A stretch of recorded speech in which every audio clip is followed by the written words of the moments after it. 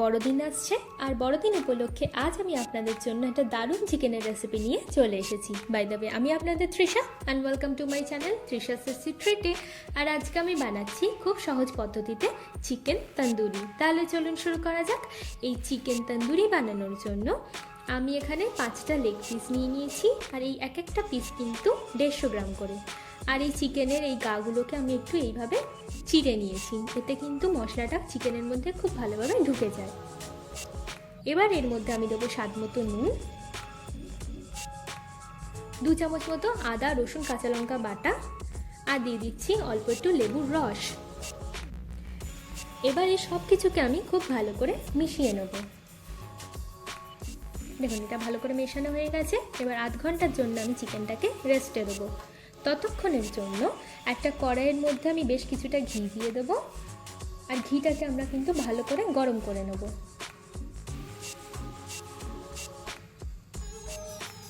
ঘিটাকে ভালো করে গরম করা হয়ে গেলে এর মধ্যে আমি 2 চামচ মতো বেসন দিয়ে দেবো, আর বেসনটাকে ঘিয়ের সাথে ভালো করে ভেজে নেব।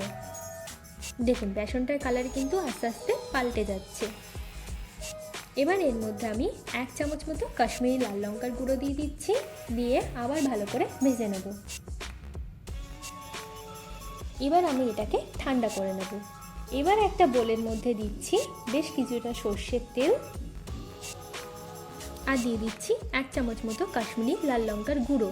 এবার এটাকে আমরা খুব ভালো করে মিশিয়ে নেব। এতে তন্দুরির কালারটা খুব ভালো আসে, আর এক্সট্রা করে আমাদের কোনো কালার অ্যাড করতে হয় না।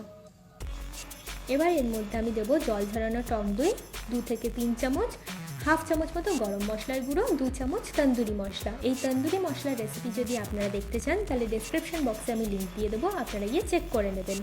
এবার এর মধ্যে দিচ্ছি স্বাদ মতো চিনি, স্বাদ মতো নুন, 1/2 চামচ মতো হলুদ গুঁড়ো, 1 চামচ কসুরি মেথি, আর দিয়ে দেবো 1 চামচ মতো আদা রসুন কাঁচা লঙ্কা বাটা।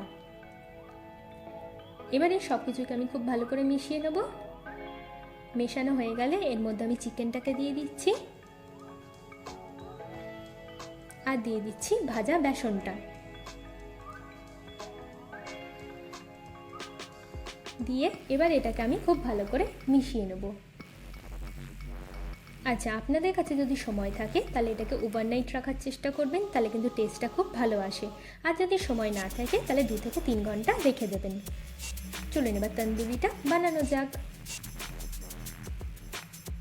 আচ্ছা, দেখুন ওভারনাইট রাখা হয়ে গেছে। এবার এর মধ্যে আমি একটা বাটি বসিয়ে দিচ্ছি, তার মধ্যে আমি গরম গরম 2টো চারকোল দিয়ে দিচ্ছি, আর ওপর থেকে একটু ঘি দিয়ে দেবো।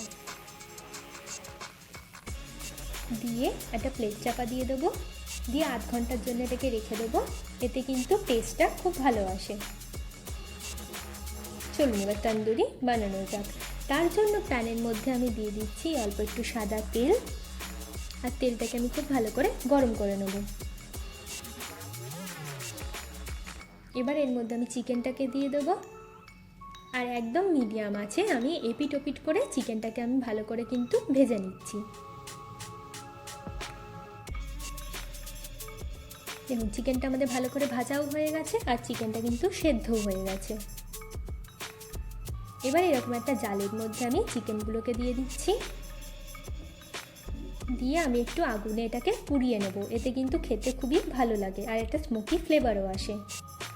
এবার চিকেনগুলো উল্টে আমি এর উপর থেকে একটু বাটার ব্রাশ করে দিচ্ছি, দিয়ে আবার একটু ভালো করে পুড়িয়ে নেব। দেখুন, আমার চিকেন তন্দুরি কিন্তু একদম রেডি হয়ে গেছে। চলুন এবার এটাকে সার্ভ করা যাক। আমার ভিডিওটি যদি আপনাদের ভালো লেগে থাকে তাহলে প্লিজ একটি লাইক করবেন, প্রচুর প্রচুর শেয়ার করবেন, আর এরকম আরও ভিডিও পেতে আমার চ্যানেলটিকে সাবস্ক্রাইব করবেন। আর আপনাদের এই চিকেন তন্দুরির রেসিপি কেমন লাগলো আমাকে অবশ্যই জানাবেন। আর সকলকে জানাচ্ছি মেরি ক্রিসমাস।